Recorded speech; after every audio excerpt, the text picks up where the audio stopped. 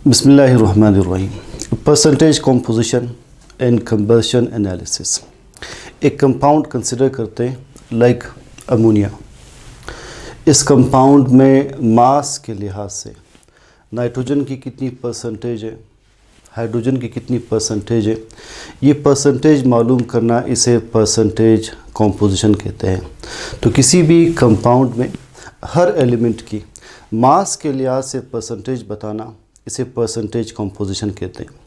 For example ammonia के 100 grams हैं, तो इस 100 ग्राम में 83 ग्राम्स नाइट्रोजन के होंगे, 17 ग्राम्स हाइड्रोजन के होंगे। तो हर एलिमेंट की मास के लिहाज से पार्ट्स बताना या परसेंटेज बताना, इसे परसेंटेज कंपोजिशन कहते हैं। कैसे डिफाइन करते हैं? The percentage by mass of each element in a compound is percentage composition।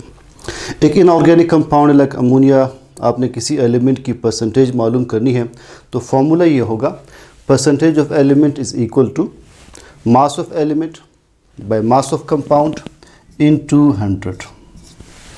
For example अगर आपको जनरली कहा जाए कि अमोनिया में नाइट्रोजन की परसेंटेज बता दें, अमोनिया में नाइट्रोजन की परसेंटेज बता दें, तो आप ऊपर नाइट्रोजन का मास लिखेंगे। अमोनिया में नाइट्रोजन का मास है 14, नीचे अमोनिया का मास लिखेंगे। अमोनिया का मास है 14 + 3 17 एज अ होल। 100 से मल्टीप्लाई कर लें, ये आ जाएंगे 83%। इट मीन्स अमोनिया में नाइट्रोजन 83% है, रिमेनिंग 17% हाइड्रोजन आ जाएगा। अब एक ऑर्गेनिक कंपाउंड में आपने किसी एलिमेंट की परसेंटेज कैसे मालूम करनी है एक ऑर्गेनिक कंपाउंड में, उसके लिए हम कंबशन एनालिसिस का प्रोसेस करते हैं। पहले देखते हैं कि एनालिसिस क्या है।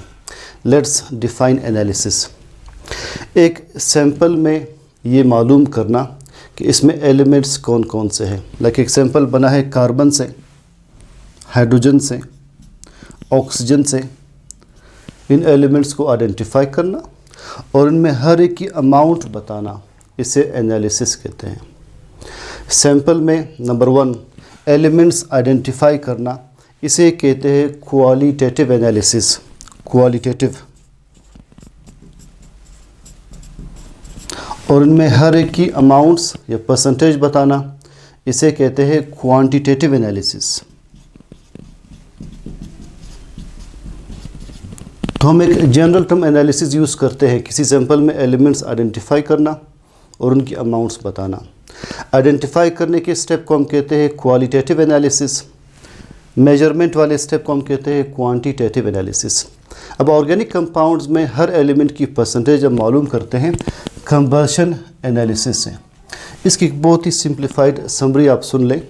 जिस ऑर्गेनिक कंपाउंड को या उसकी हमने एनालिसिस करनी है, उसमें एलिमेंट्स की परसेंटेज बतानी है, उसे हम एक ट्यूब में लेते हैं, इसे कहते हैं कंबशन ट्यूब। हम इसकी एक मखसूस मकदार लेते हैं, लाइक सपोज हम इसके 100 ग्राम्स कंसिडर कर रहे हैं। इस कंबशन ट्यूब को हम एक फर्नेस में रखते हैं। ये एक फर्नेस है। फर्नेस को उर्दू में भट्टी कहते हैं, जहाँ पर आप हीट प्रोवाइड कर रहे हैं। अब जैसे हीट प्रोवाइड करेंगे किसी भी ऑर्गेनिक कंपाउंड को, तो ऑर्गेनिक कंपाउंड हमेशा वाटर रिलीज़ करता है, कार्बन डाइऑक्साइड प्रोड्यूस करता है और बहुत सारी हीट रिलीज़ होती है जब भी ऑर्गेनिक कंपाउंड की कंबशन होती है। अब ये जो वाटर और कार्बन डाइऑक्साइड प्रोड्यूस होंगे, ये आगे मूव करेंगे। हमने एक चैम्बर में वाटर को एब्जॉर्ब करने के लिए मैग्नीशियम पर क्लोरेट रखा है। इट इज़ मैग्नीशियम पर क्लोरेट। मैग्नीशियम पर क्लोरेट वाटर को एब्जॉर्ब कर लेगा और कार्बन डाइऑक्साइड आगे पास होगा। फॉर एग्ज़ाम्पल मैग्नीशियम पर क्लोरेट की हमने 10 ग्राम्स इसकी मकदार ली है। अब जैसे ही वाटर एब्जॉर्ब कर लेगा, इसकी अमाउंट मेजर करते हैं। Let's suppose it becomes 65 milligram. इसका मतलब ये हुआ कि इसमें वाटर के कितने मिलीग्राम्स ऐड हुए? वाटर के मिलीग्राम्स ऐड हुए 55 मिलीग्राम। कार्बन डाइऑक्साइड या एब्जॉर्ब नहीं हो रहा, वो आगे पास होगा नेक्स्ट चैम्बर में। नेक्स्ट चैम्बर को हम कहते हैं कार्बन डाइऑक्साइड एब्जॉर्बर चैम्बर। इसमें हमने 50% पोटाशियम हाइड्रोक्साइड रखा है, जो कि कार्बन डाइऑक्साइड को एब्जॉर्ब कर लेगा। उसकी अगेन हमने अमाउंट ली है 10 milligram. And let's suppose carbon dioxide absorb करने के बाद इसकी अमाउंट बन जाती है 55 मिलीग्राम। 55 मिलीग्राम।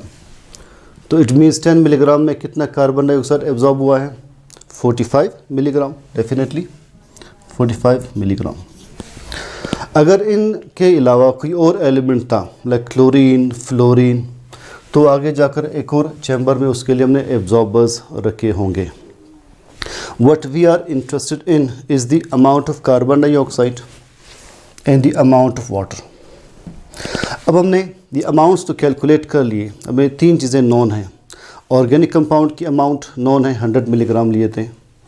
वाटर की अमाउंट नॉन है, कार्बन डाइऑक्साइड की अमाउंट नॉन है। हमने कार्बन की परसेंटेज मालूम करनी है, हाइड्रोजन की और ऑक्सीजन की। लास्ट स्टेप देखें किन इक्वेशंस से हम कैलकुलेट करते हैं। First, percentage of carbon. Percentage of carbon is equal to mass of carbon dioxide, ये है 45 milligram, by mass of organic compound 100 milligram into 12 carbon का mass divided by 44 carbon dioxide का मास मल्टीप्लाइड बाय 100। इसको आप calculate कर ले, आपके पास carbon की परसेंटेज आ जाएगी। अब देखते हैं परसेंटेज ऑफ हाइड्रोजन, सेम सारे पॉइंट्स रिपीट होंगे। ऊपर आप मास ऑफ वाटर मेंशन कर लें, यहाँ पर हमारे पास 55 मिलीग्राम है। Mass of organic compound 100 milligram हमने कंसिडर किया है। ऊपर हाइड्रोजन का मास 2.016 ग्राम, हाइड्रोजन का मास 1.008 है। H2 में ट्वाइस होगा 2.016। नीचे वाटर का मास 18 ग्राम मेंशन कर ले, 100 से मल्टीप्लाई कर ले, ये कैलकुलेशंस कर ले, आपके पास हाइड्रोजन की परसेंटेज आ जाएगी। लास्ट, ऑक्सीजन की परसेंटेज कैसे कैलकुलेट करेंगे? ऑक्सीजन की परसेंटेज के लिए percent of oxygen is equal to 100 minus percentage of carbon plus percentage of hydrogen. इस तरह ऑक्सीजन की परसेंटेज भी आ जाएगी।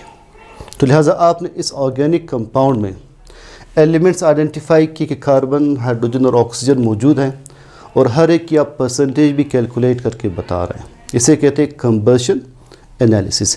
एनालिसिस का वो स्पेसिफिक टाइप, इसकी वो स्पेसिफिक टाइप है जिसमें आप कंपाउंड को कंबस्ट कर रहे हैं, तो इसीलिए हम इसे कंबशन एनालिसिस कहते हैं। इस प्रोसेस को यूज़ करके हम किसी ऑर्गेनिक कंपाउंड का नंबर 1 एम्पिरिकल फार्मूला कैलकुलेट करते हैं, एम्पिरिकल फार्मूला, और इससे हम मॉलिक्यूलर फार्मूला डिटरमिन कर सकते हैं। तो नेक्स्ट टॉपिक हमारा इसी पर होगा कि what is empirical formula, what is molecular formula, how they are related. See you in the next lecture इंशाल्लाह।